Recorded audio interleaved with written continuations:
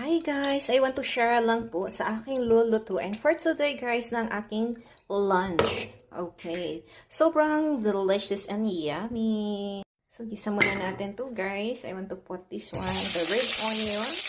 Igisa-gisa. Okay. Ganun lang siya. Sarap naman. Okay. After that one, ang aswang chicken breast.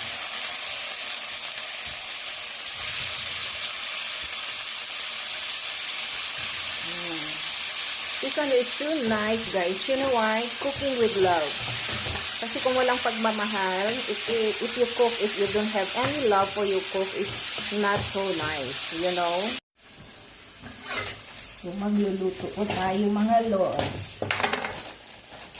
O, diba? Yung sheep cook nyo.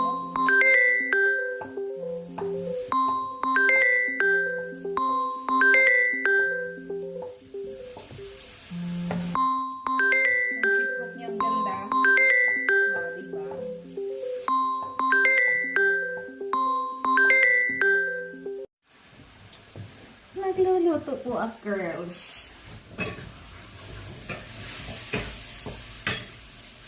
Oh, di ba? Ngayon lang kayo nakakita ng sobrang siksing kusinera.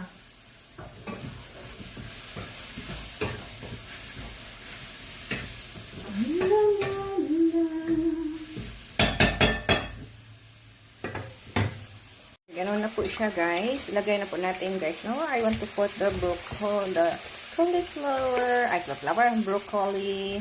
All na po yan. Mix na po yan. That's ganun.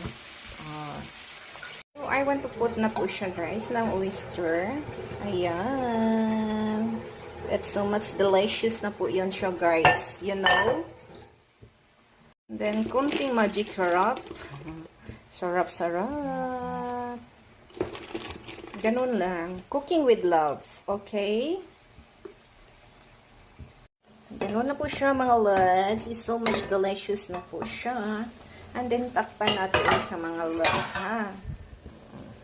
So, guys, we'll see first. Ooh, that's so nice, mga lods.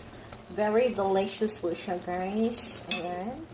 So, yan lang po. I want to share only what my cooking for today. Thank you for watching and see you in my next vlog.